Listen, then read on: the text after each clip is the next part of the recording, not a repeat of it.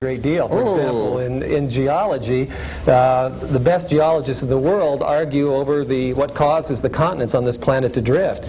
It is you get down I thought you might say that. So I asked Purdue University, a doctor of astronomy, PhD from the University of Illinois, and 3 degrees in astronomy, to give us a statement from the scientific angle concerning astrology. And this is from Dr. Sherman Kanije at Purdue. And he says, as a professional astronomer and as one who has researched the pros and cons of astrology for several years now, I have concluded that, 1, nearly all astronomers would agree that the sun, moon, planets, and even the most distant stars do indeed exert the forces on human beings on the earth. However, the effects, which is what we're talking about, the effects of the sun and the moon on humans are either not well established or are not of the type that traditional astrologers would claim. Traditional astrologers claim more than a mere influence.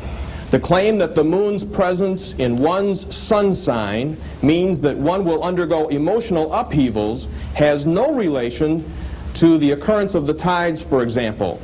Also, the known forces from the stars and planets on a baby are negligible compared to terrestrial forces such as the gravitation of the body of the doctor who delivers the baby.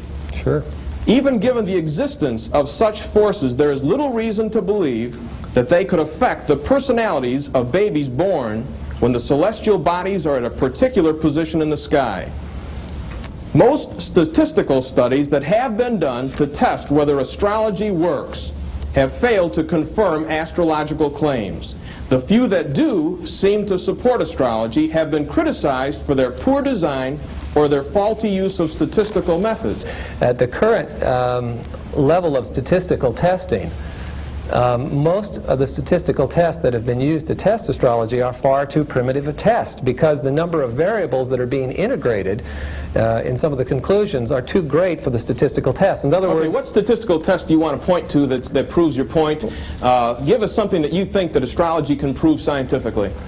Well, for example, I think probably one of the more reliable ones is the Gauquelin studies. I'm glad you brought that up. Okay, let's talk about that. Okay. What do you want to say that Gauquelin actually proved? Well, what Gauquelin demonstrated, and please forgive us for the mispronunciation of his very difficult to pronounce French name. We all say it slightly differently and they're all wrong, I'm sure.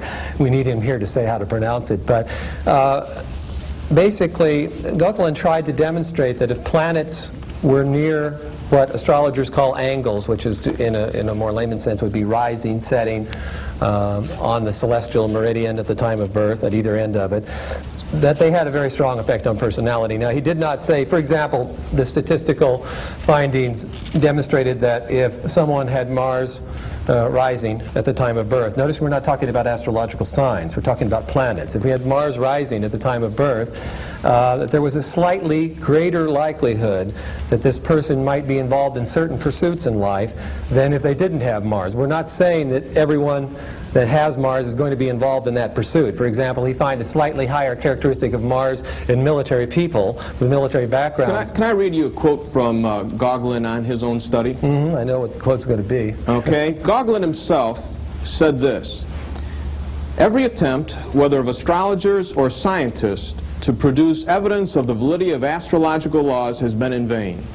It is now quite certain that the signs in the sky which presided over our births have no power whatever to decide our fates, to affect our hereditary characteristics, or play any part, however humble, in the totality of effects, random and otherwise, which form the fabric of our lives and mold our impulses to action. Confronted with science, modern and traditional astrology are seen to be imaginary doctrines. Now that's Gauquelin on that very study. Yes, and I realize, of course, before I even mentioned the Gauquelin that he had. But why did you mention a scientist then as proof when he himself says it's not? Well, proof? Of course, Gauquelin wrote quite a few books, and the one that you're quoting from is a later book. He reversed his own opinion on some of his own work. I think there are a lot of people that have studied his work that find that the work is to a large extent all right, I asked Dr. Dr. Weldon, in his book, he has researched and done a couple chapters on Gauquelin. Tell us about what you found. This is the latest book that I could find by Gauquelin, and he says this in the conclusion. He says, can there be a conclusion? He says, I am still tormented by two feuding demons. The first is the fear of having been mistaken in asserting that astral influence is real. The second is the agonizing thought of all I have been unable to discover or explain. And he goes on to say, after 30 years, he's still fascinated by the subject, and he concludes, quote, but today I would not allow myself to draw drastic conclusions as I have sometimes done in the past. End quote. So the whole problem with the Gauquelin study is that it's been investigated for 20 years. It is still inconclusive. There have been a number of tests done on the Mars effect, and nothing conclusive can be said about it. It has not proven an astrological effect. All right, we're going to take a break right here, and I want to come back, to you folks on this, and we got to keep moving. Please stick with us. We'll be right back.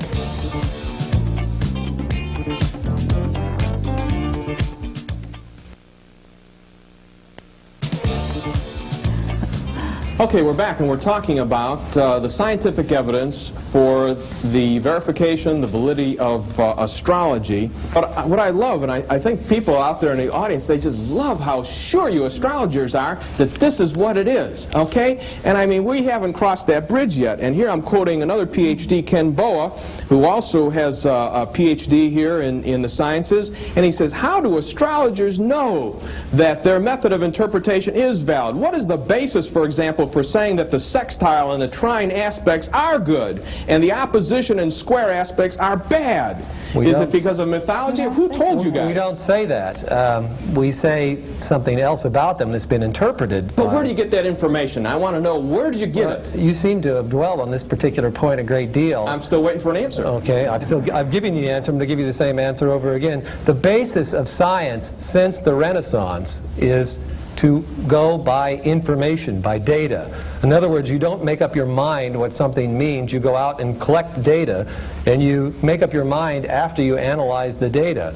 We have 6,000 years of data. Okay, let me bring up four things that in reading the literature I've found. Number one is you're assuming about four things. You're assuming, number one, is that you've got an infallible recorder, that they all recorded it absolutely perfect, no errors. And even the guys in the association, Maxine, that I've been reading say, you got to scratch that. We got to do a lot more research, get rid of all the myths, okay? Sure. Number two is it would suggest that we have now, after we've gotten this body of literature from an infallible recorder, we have an infallible interpreter to find out where the error is at.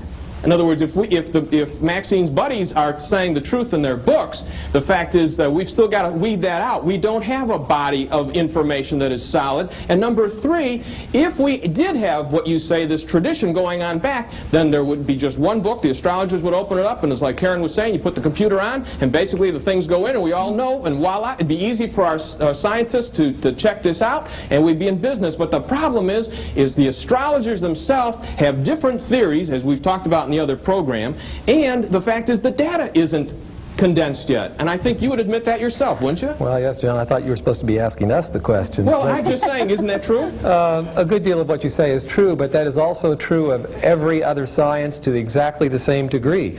Obviously, the problem... Wait. Yeah, I would really disagree with that. Astrology is so contradictory it can't possibly be true. The people I talked with at the convention, I got different answers on whether or not they used the same house system. There's all kinds of different house systems. The relevancy of the aspects, the angular relationship between planets, on and on and on. Again, one contradiction after